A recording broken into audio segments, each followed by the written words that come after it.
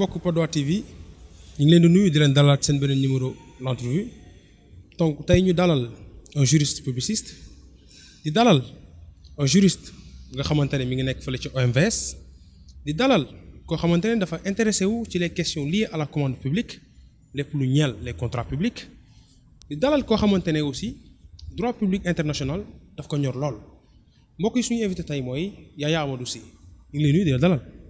di la nuyu Mouhamed Sy di la remercier ci invitation bi. alors tey ñu dalal la suñu plateau l'entrevue nga nekk suñu premier invité ci fi nga xamante ne mooy Villa Rosa nekk suñu partenaire tey boo doon wax Yaya maanaam sa jaar-jaar par rapport ak tey say études en droit d'abord lan moo nekk sa motivation ba nga suivre droit ak tey bi nga si jàngee ban jëg-jëg nga ci am à travers tey ni ngay exprimer bi nga xamante ne moom nga jot a jàng. waaw bon pour le droit je pense que c'est plus environnement bi ma màggee donc famille bi ma nekkoon y avait des juristes mon père plus particulièrement et à travers peut-être influence bu mu am ci man c'est la raison principale bi tax ma choisir le droit. Au-delà de ça aussi j'ai pas regretté parce que c'est une formation boo xam ne elle est ouverte et en même temps elle est importante parce que ça apprend beaucoup de choses dans la vie le domaine juridique. D'accord donc par rapport ak tey say études on peut dire que da nga demoon jàng ji en France université bu Reims alors nga def fa say études mais tey teewul bi nga demee ba am sa master da nga ñëw fii Sénégal est-ce que patriotisme la wala tey da nga nekkoon à l'extérieur di def ay démarches pour après nga ñëw fii mën a liggéey Sénégal. waaw je pense que c'est une démarche boo xam ne toute personne boo xam ne bëgg nga sa réew war nga ko mën a def. c'est vrai que c'est un peu compliqué ici. parce que dañuy gis ne souvent ñuy jàngi foofu bu ñu gisee opportunité foofu rek dañuy toog ñu continuer seen i études foofu en même temps di liggéey yàlla. c'est vrai il est vrai li nga wax que ni ñu bëri suñu paree dañuy toog foofu noonu mais bon moi j'ai choisi de revenir ici parce que je pense que soo demee ba jël ay acquis et tout rien ne peut en principe t'empêcher de les faire valoir ici. C'est vrai que nag l'environnement peut porter préjudice parce que ici il y a pas l'organisation de manière amu fi mais mën nañ ko gën a améliorer pour que. lan nga bëgg wax foofu organisation bi lan nga bëgg wax. bon pour les étudiants qui étaient en France et tout mën nañu ne ils ont des opportunités là-bas de travailler parce que en réalité ñu ngi ko tuddee sax fuite des cerveaux parce que les occidentaux les autres pays ils ont besoin de ces cerveaux pour développer seen pays ñi am développement à pare ou d'autres pour tendre vers l'émergence ñun donc de base loolu moo waroon nekk suñu préoccupation c'est-à-dire def tout ba récupérer les jeunes et mettre leen dans des conditions yoo xam ne dinañu mën a jëriñu ba pare jëriñ seen réew. D'accord. Et c'est important pourquoi parce que tey soo xoolee yeneen dëkk yi amuñu jeunesse foofu noonu seen soo xoolee seen démographie nu mu demee bëriwul ay xale donc c'est un handicap pour eux et en même temps c'est un handicap pour nous ñun bëri nañu xale mais usage bi ñu ciy def tamit c'est un peu compliqué. donc est-ce que nekkul aussi par rapport ak tey suñu système éducatif bi est-ce que nekkul loo xamante ne day impacter ci maanaam ñun suñu jeunesse peut-être degré d'implication bu ñu war a am ci étude ak aussi tout ce qui est expérience ci milieu professionnel. waaw pour avancer loo dëkk il faut tout d'abord nga def fondamentaux yi li ñu gën a soxla c'est-à-dire muy c'est yi ñu gën a soxla am na bu ci important trop muy éducation aujourd'hui munoo développer dëkk munoo avancer loo dëkk te miser woo vraiment sur l'éducation soo ko defee leneen lu dul loolu tamit da ngay nax sa bopp rek doo réew mi du avancer. d'accord donc ñu dugg rek directement ci li nga xamante ne mooy le vif du sujet lu ñeel information par rapport ak tey actualité ñu génn ci élection législative donc ñëpp di waxu cohabitation te gis nañ ni résultats yi demee alors yow lan mooy sa jàngat par rapport ak résultats yi nga xamante ne jot nañu génn ci élection législative yi ak lan mooy sa jàngat par rapport ak tey scrutin bi mais aussi tey suñu système bi nga xamante ne ni ñu ngi jàpp ne tey régime démocratique bi war na mën a teg lu gën a am lu gën a ñor ba tax na ñu naan séparation des pouvoirs entre exécutif bi législative bi ak judiciaire bi. waaw la question mën nañ ko subdiviser en 2 ou 3 questions. D'accord. Premier bi mooy lu ñu mën a jàngat ci résultat wu élection législative yi passé. En réalité 3 points yu principaux lañ ci mën a génne. muy yan. Le premier mooy pour une première aujourd'hui le camp présidentiel perdre majorité à l'Assemblée. Donc on constate en réalité une double défaite. La première mooy le camp présidentiel perd environ une quarantaine de députés. Là on peut l'analyser comme benn xeetu dellu ginnaaw ci ñoom ñu soo defee bilan en fait entre élection yi passé ak bu tey bi. dañu régressé. dañoo dellu ginnaaw dañoo régressé effectivement. beneen jàngat bi ñu ci mën def mooy en même temps que ni c'est une défaite aussi parce que pour une fois tey perdre nañu majorité absolue. Je parle pas de la majorité relative parce qu'il y a une nuance. lan mooy différence bi entre majorité absolue mooy tey ils ont pas soo boolee xayma yee ni ñu defee opposition. Si on suit vraiment la volonté des électeurs. Opposition moo ëpp ay députés. Parce que 83 la ñu defoon du côté de l'opposition. 82 du côté du camp présidentiel. Donc en réalité si on suit la volonté des électeurs. Ils ont perdu la majorité absolue à l'Assemblée. Par contre la majorité relative c'est autre chose, c'est-à-dire ils ont plus de députés que chacun des partis des coalitions de l'opposition. Mais tey gis nañ aussi ci ñi nga xamante ne dañ leen considéré woon comme parti comme coalition de l'opposition ñu rallier ci peut-être groupe parlementaire bu mouvance présidentielle. waaw muy Pape Diop bu bokk gis-gis. foofu laa doon ñëw en fait ci deuxième point bi ma doon analyser résultats yi mooy affaire yi c'est serré de telle sorte que mouvement boo mënti gis soit du côté de l'opposition wala du côté du parti au pouvoir mouvement bu ci mënti am mën na indi bouleversement au sein de l'Assemblée nationale. Pourquoi? Parce que chiffres yu mel nii ñu ngi koy doog a am c'est tellement serré mais troisième point may wax avancée démocratie la. Pourquoi? Parce que tey soo xoolee Sénégal en réalité soo xoolee institutions yi ni ñu koy tegee dañ koy def de telle sorte que réew mi dafa war a mën a am équilibre si ni ñuy doxalee soo xoolee ci Montesquieu dans l'esprit des lois ci biir l'esprit des lois esprit bi Montesquieu di développé danaan le pouvoir arrête le pouvoir. D'accord. Mais avant loolu sax dafa ne je cite c'est une expérience un homme qui a entre ses mains beaucoup de pouvoir est tenté d'en abuser. Donc ñun soo xoolee suñu réew nu ñu ko tabaxee woon kii jiitu mooy exécutif bi c'est par des mécanismes wala des faits politiques il se retrouve avec plusieurs pouvoirs entre ses mains. Donc loolu foofu dañuy toll ci état de démocratie boo xamante ne peut-être. qui est très faible. Voilà. Pourquoi? Parce que ki nekk foofu noonu aujourd'hui amul en réalité benn contre-pouvoir bu koy arrêter et pourtant institution yi ñu ngi ko tegee woon pouvoir yi ñu ngi ko tegee woon de telle sorte que équilibre dafa war a am. Et si on utilise les termes de base on parle de l'exécutif. L'exécutif en réalité il est là pour exécuter les règles qui ont été mises en place qui ont été votées par l'organe législatif en d'autres termes le Parlement. Donc loolu après ils ont amené des projets de loi. Effectivement su ñu demee ba instant yooyu exécutif day def ay projets de loi yu ko neex. mais lan mooy différence entre projet de loi ak proposition de loi. Bon projet de loi mooy une loi qui émane de l'organe exécutif c'est-à-dire c'est l'exécutif qui est à l'initiative de la loi. Après on va l'amener à l'Assemblée. Maintenant si l'exécutif si le groupe présidentiel il a la majorité à l'Assemblée. La loi va facilement passer. Par contre une proposition de loi c'est une loi qui émane de l'organe législatif. Loolu noonu après ñoom ils vont mais c'est intéressant cette question pourquoi? Parce que tey ak li xew ci réew mi di nga gis ni su projet de loi amee surtout pour par exemple des lois de finances qui sont forcément des initiatives du camp du président, des projets de loi. Les projets de loi en réalité ça ils émanent du moins de l'organe exécutif. Su nekkee exécutif dafa perdre la majorité à l'Assemblée dañuy dem de telle sorte que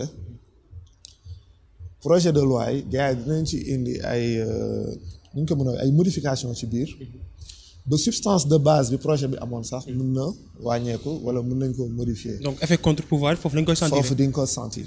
ba pare avancée démocratie la. mais est-ce que du nekk aussi peut-être loo xamante ne dina poser problème par rapport ak continuité wu tey projet yi nga xamante ne le président de la République dina ko amal te mu war a jaar ci ay projet de loi yu war a dem assemblée nationale donc pour gën a mën a diligenter l'action gouvernementale est-ce que loolu jàppoon ne peut-être dina xaw a yéexal yu bari ndax opposition bi bu ñu gisee seen opposition c'est coriace dañ naan li dese le président Macky Sall fii ak 2024 dootul am jàmm ñoom ñëpp da ngay dégg ñu koy wax ndax jàpp nga ne loolu dina ko faciliter.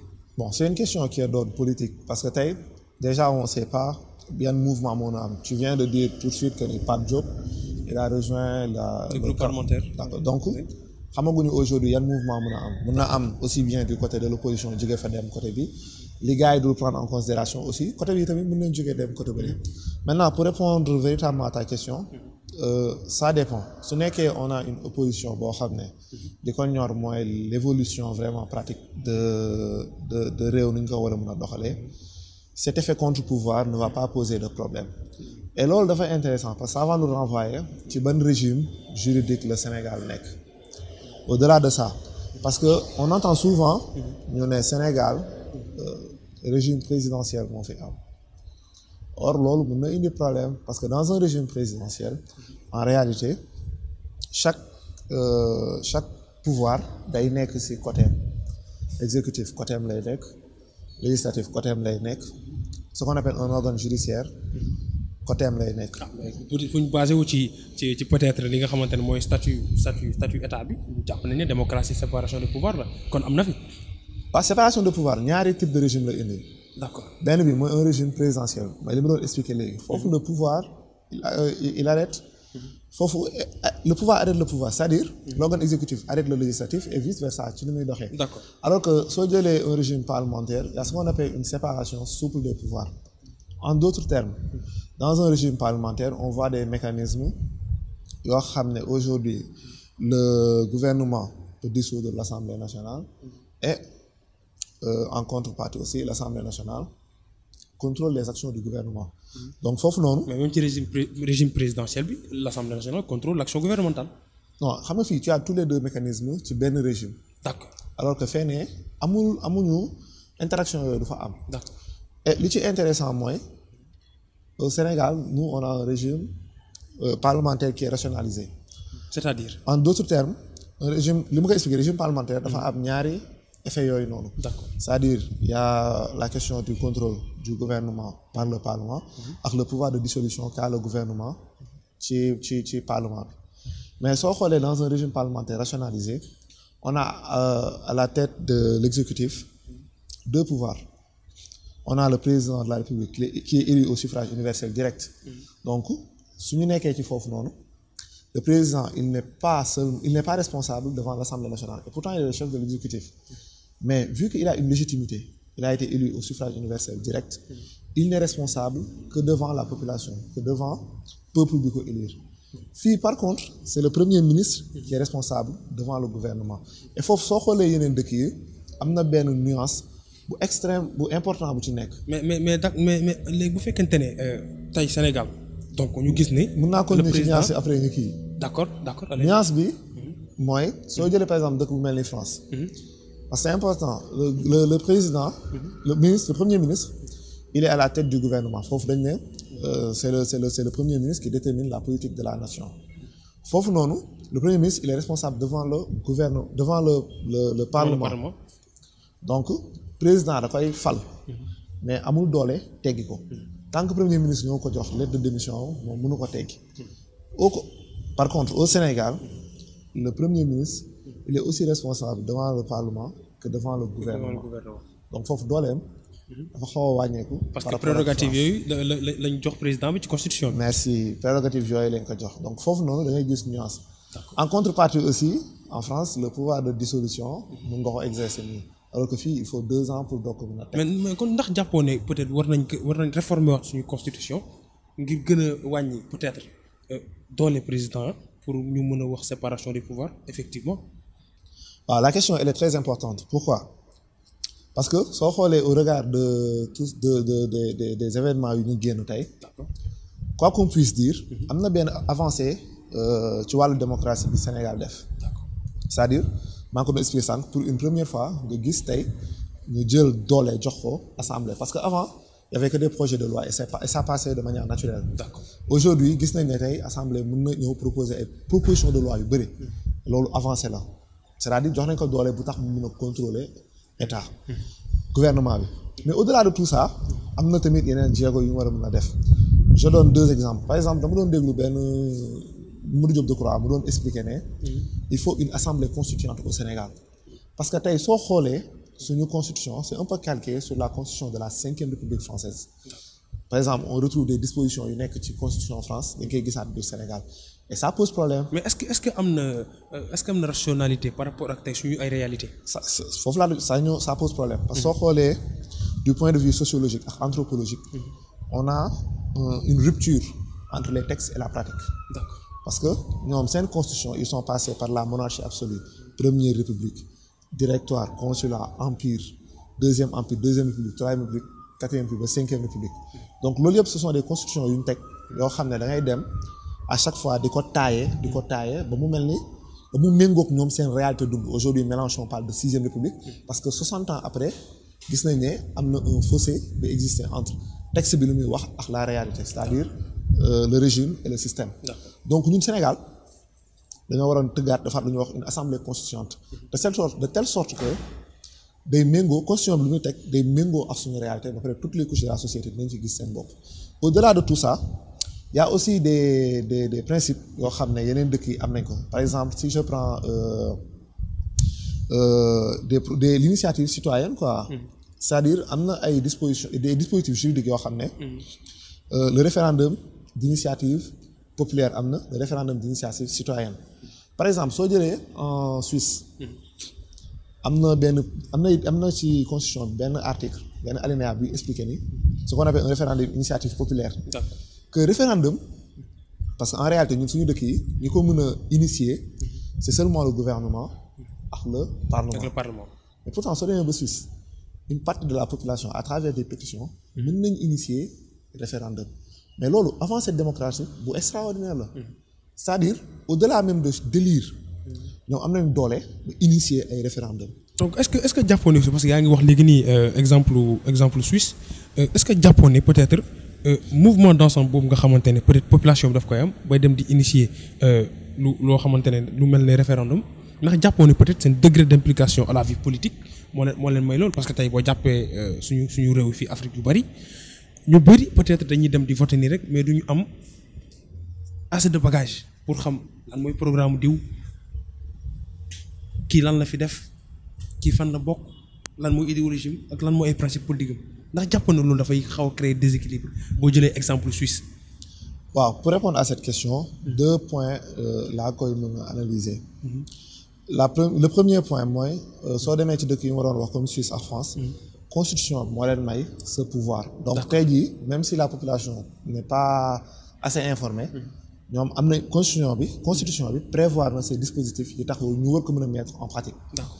Soo ñëwee ci question bi ngay wax mooy degré d'implication des citoyens aujourd'hui ak degré d'information yi citoyens war a am pour mën a voter c'est une question importante parce que soo delloo ci démocratie fu mu tolloon un temps on parlait de démocratie censitaire du vote censitaire c'est-à-dire dafa amoon ñu mënoon voter peut-être amoon na ñoo xam ne parce que amoon nañu terre am na ñoo xam ne parce que amoon nañu alal am ñoo xam ne parce que amoon nañu doole ñoom ñoo mënoon voter.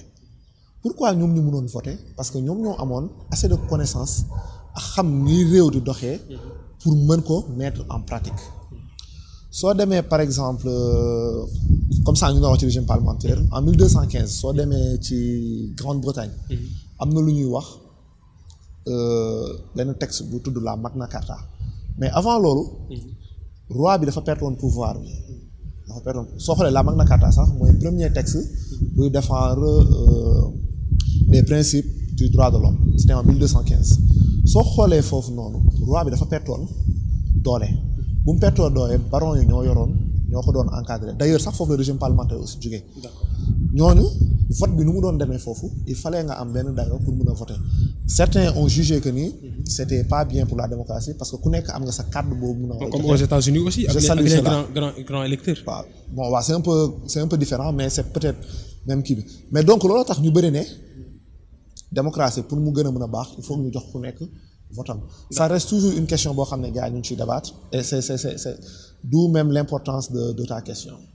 d'accord alors donc ñu dugg rek ci lépp loo xamante ne dafa ñeel commande publique parce que tey gis na ne da nga intéressé wu sur les questions liées au contrat public dañuy contextualiser parce que ñi ngi Sénégal donc lan mooy sa gis-gis par rapport ak tey attribution wu tey yenn marché yi ak aussi type de contrat yi nga xamante ni ñu ngi koy gis quand on prend l'exemple de l'autoroute à péage par exemple c'est-à-dire lan mooy sa jàngat ci ni ñuy attribuer marché yi ak type de contrat yi ni muy demee yow en tant que juriste. waaw pour répondre à cette question il faut me revenir ci benn terme bi nga utiliser muy marché public. D'accord. Aujourd'hui bon au Sénégal on a tendance à recadrer les contrats publics ci ñaari termes benn bi mooy marché public benn bi mooy passation de marché. lan mooy différence bi. Le constat que j'ai fait avant muy ñëw ci différence bi le marché public est un contrat public parmi tant d'autres c'est-à-dire il y a plusieurs types de contrats publics. Et l'ensemble de ces contrats publics constitue aujourd'hui ce qu'on appelle la commande publique. D'accord. En d'autres termes, la commande publique, c'est quand la personne publique a besoin de faire une commande, il utilise, en fonction de ses besoins, des dispositions qui vont lui permettre d'accéder li mu soxla. Soo jëlee passation de marché, c'est la partie procédurale des contrats publics. Mais il existe plusieurs types de contrats publics. Par exemple, mën nañ jël le marché public bi ngay wax les délégations de services publics mën nañ jël les contrats de concession affermage partenariat public-privé mais soo bëggee distinguer marché yooyu noonu yëpp il va falloir nga revenir sur le critère financier critère financier bi da ci am solo parce que mooy permettre une distinction entre les différents types de marchés je donne un exemple soo jëlee un marché public ñu ngi koy qualifier par un contrat d'achat en d'autres termes la personne publique day jël mu soxla mu fay su fayee ñu defal ko prestation de service wala fourniture wala service même soo jëlee par exemple un contrat comme DSP délégation de service public ou un contrat comme un contrat de concession la personne publique day def commande am c'est-à-dire day wax lu mu soxla su jëlee par exemple concessionnaire am kooku mu ngi fayeeku à travers ce qu'on appelle une redevance c'est-à-dire lu usager yi du fay ci moom lay dellu. Tu disais le contrat d'autoroute à péage. Donc, pour pouvoir parler du contrat, il faut nga am papier yi. Mais il y a une chose qui est intéressante. Mooy à travers partie yi sekk contrat bi. ñoom ils sont libres de tuddee contrat bi nu mu leen neexee. mën nañ ko tuddee un contrat de concession mën nañ ko tuddee un contrat de marché public mën nañ ko tuddee un contrat de partenariat public-privé. parce que bu ñu basé wu tey ci redevance yi nga wax tey par exemple bu ñu signé contrat boo xamante ne après fourniture ci li nga xamante ne mooy prestation bi ñu def liggéey yi ba pare entrée tout ce qui est entrée financière da ngay gis ne après dafay am partie boo xamante ne dafay delluwaat ci ki nga xamante ne moom moo amaloon travaux yi. waaw loolu laa doon expliquer ku nekk am nga droit tuddee marché bi la neex. d'accord mais su contentieux amee. ci ngay mën a xam la vraie réalité le marché bi tour bi mu war a mën a am. parce que il va revenir au juge de statuer et de dire marché contrat bi nii la tudd. pour revenir ci li nga doon wax dafa am un type de contrat qui est extrêmement dangereux et qu'on a tendance à utiliser. mooy ban. Le contrat de partenariat public-privé. Donc, au Sénégal, c'est un contrat qui est très usé, surtout par les établissements publics et par les... Surtout les communes. Les communes aussi. Bon, contrat boobu su ñu doon wax ci critères financiers c'est un contrat de loyer. En d'autres termes, la personne publique a besoin de faire une commande sur la base d'un service public ou un contrat de fourniture. su soxlawee commande am dafay def lu ñuy wax appel d'offre. Donc day jël ki ñëw ki def l'offre la mieux disante méngale ko ak qualité travail bi moom lay jël mais fii c'est le critère financier la rémunération qui est très important pourquoi da ngay gis dans ce type de contrat critère financier bi mode de rémunération bi ni nga ko tuddee un loyer je m'explique soo jëlee la personne publique su tegee privé bi su ñëwee mu tabax ba pare En réalité, ce sont les usagers qui vont payer sa rémunération pendant une durée d'année qui est très longue, peut-être 20 ans, 30 ans.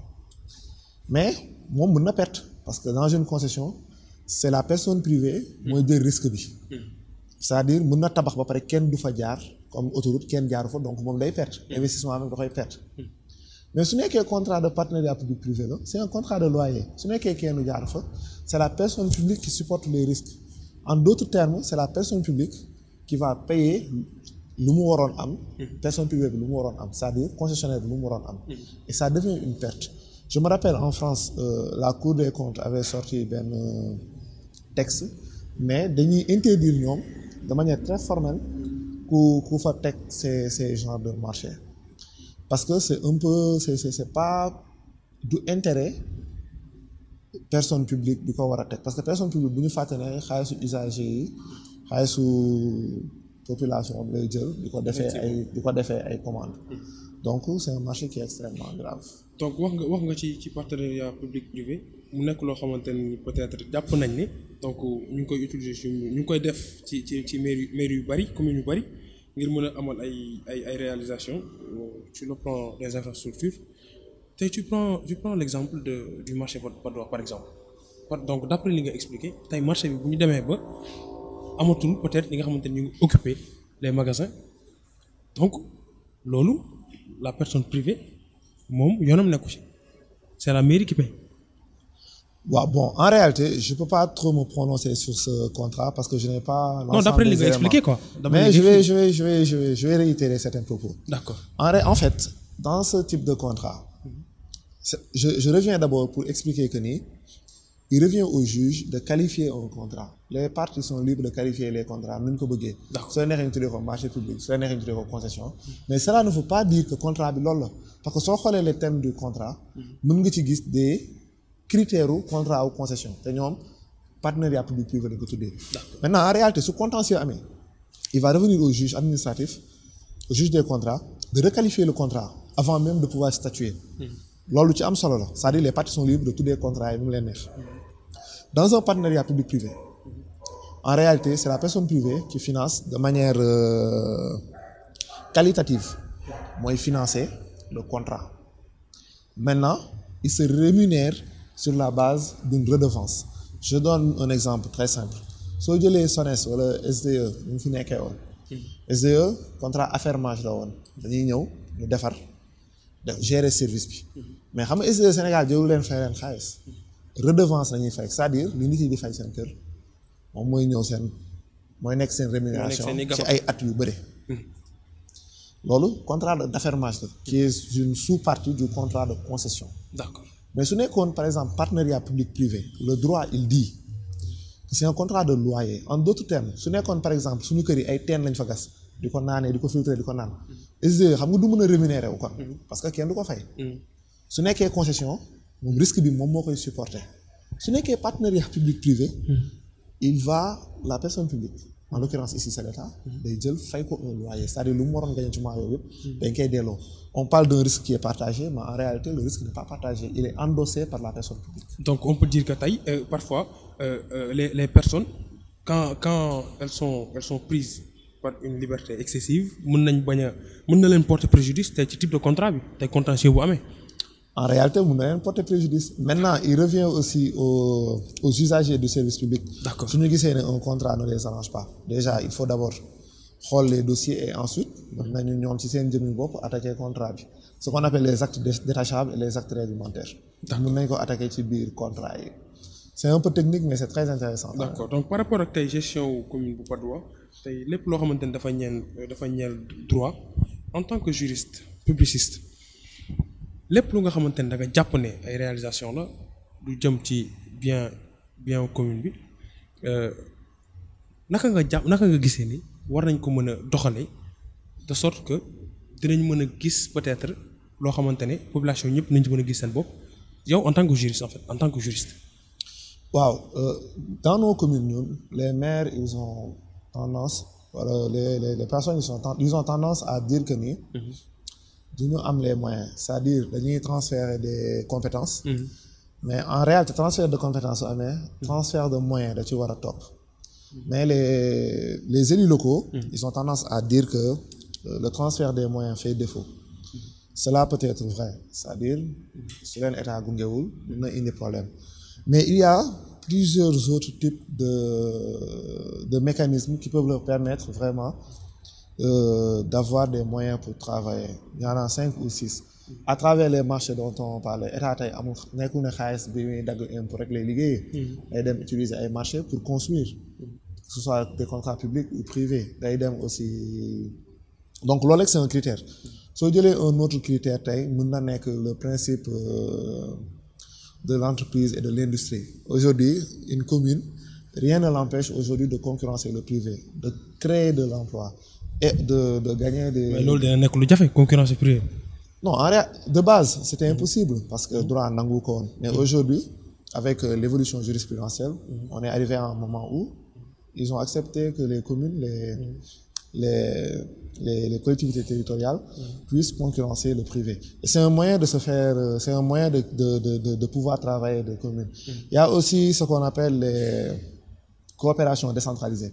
Aujourd'hui, l'État ne peut pas intervenir quand une commune du Sénégal travaille avec une commune d'un autre pays. Tant que ça ne touche pas les questions de souveraineté, commune, dara terewu ko mu liggéey ak yeneen commune. Donc loolu yëpp ay mécanismes qui peuvent permettre à une commune, à une collectivité territoriale de pouvoir travailler. Il y a aussi un autre point qui est important. Bon, lui, je le prends dans le cadre de la Padoa. Parce qu'aujourd'hui, il est très tôt pour parler de bilan peut-être de actuel maire bi fi nekk. Mais par contre, soo xoolee un élu local pouvoir li ñu ko dénk mission yi ñu ko dénk mooy veiller à ce que la population mën a dund ci dëkk bi ci découpage administratif bu ñu ko teg moom mu mën ciy dund en toute sérénité. Par exemple soo xoolee je vais prendre l'exemple de la devanture de Nabi Choucair mu nekk façade bu important ci biir Dakar entrée Dakar. Aujourd'hui on voit bon certains disent qu'il y a une sorte de jaxasoo bu fa am et tout. Donc pour un élu local le droit lui a donné des mécanismes pour remédier à cela. Par exemple soo xoolee moom mission première am c'est pas nag je parle pas de compétences transférées mais mission première am mooy servir l'intérêt général ce qu'on appelle le service public. Donc tey soo xoolee à travers la police administrative dañ ne moom parce que police administrative différente na ak police judiciaire. D'accord. La police administrative elle est préventive alors que la police judiciaire elle vient après en fait pour réprimer. Donc police administrative mën nañ jàpp ne moom mooy par exemple tey nga bëgg yëkkati nit nga ñëw andil ko sommation. loolu ko fii ak telle durée dina leen ci jëlee. Loolu c'est le mécanisme. D'accord. Mais police administrative c'est une police qui est préventive. Mais est-ce que loolu mi ngi dina marcher ak suñu commune. Normal non. On a mis en place des mécanismes parce que moom il doit veiller au respect à la protection de l'ordre public. D'accord. Donc police administrative moom dafa ñëw pour veiller à la protection pas veiller ci ma yow. mais ci lan lay jaar ci arrêté lay jaar wala ci lan lay jaar. Je vais y venir dañuy ñëw mu veiller à la protection de l'ordre public. Ordre public ñaar la. Il y a l'ordre public matériel ak l'ordre public immatériel. Soo jëlee immatériel mooy la protection de la dignité humaine. Ak la protection morale ak peut-être esthétique mais ñun li ñu soxal mooy l'ordre public matériel qui se matérialise par 3 points le respect de la sécurité de la salubrité et de la sûreté. Donc aujourd'hui pour prévenir des dommages yu mën a am ci localité bi il faut mu mettre en place cette protection de l'ordre public matériel qui est la protection de la sécurité la salubrité et la sûreté. Soo jëlee devanture Nabi Choucair par exemple lépp am na fa pour indi des problèmes de sécurité, des problèmes de salubrité et des problèmes de sûreté. Maintenant, il est vrai, sur la base d'un acte réglementaire, tu les mën a poser ay actes pour mën a mettre de l'ordre au niveau de la devanture de Nabi Choucair. Mais tey yow en tant que juriste lan moo doon nekk démarche bi peut-être. Non, sur la base d'un arrêté. D'accord. Un arrêté sur la loolu lay mën a def pour.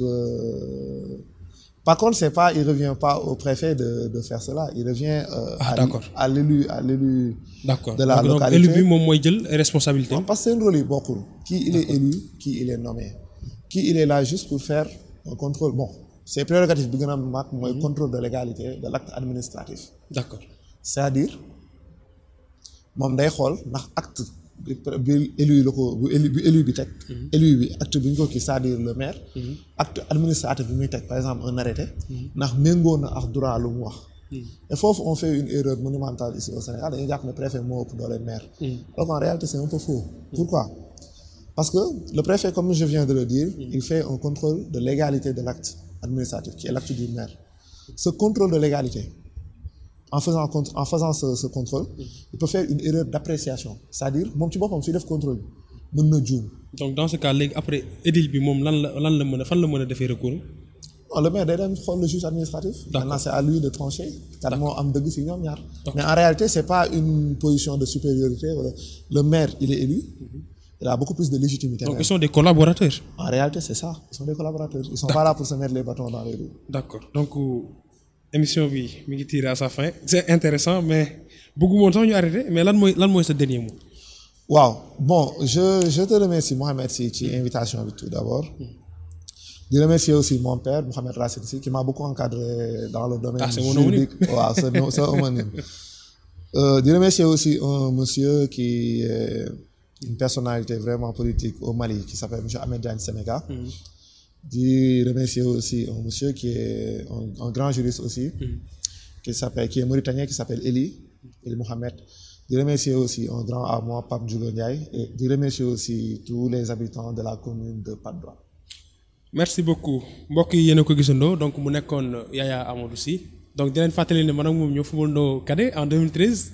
Maintenant 9 ans après dans différents domaines alors donc di remercier ñi nga xamante ne ñoo doon seetaan émission l'entrevue di remercier aussi toute l'équipe technique bi nga xamante ne c'est dirigé par le président Ousmane Mboup donc di leen wax ne ak suñu partenaire Villa Rosa donc léegi suñu ay émission entrevue donc fii lañ koy tenir numéro bi dina jàll ci écritel bi pour saa yi ngeen soxlaa fu ngeen noppali ko ak fépp foo xamante ne nii rek yéen a ngi ñëw fii Patte d'Oie ñëpp ñuy ñëw fii ci Patte d'Oie soxla auberge mën ngeen ñëw fii ngeen noppalu parce que Villa Rosa c'est un endroit vraiment agréable alors di leen jox dig daje bientôt ci yeneen concept aussi par rapport ak tey lu ñeel programme Patte d'Oie TV di leen jox dig daje bëre ñëw jaa ngeen jëf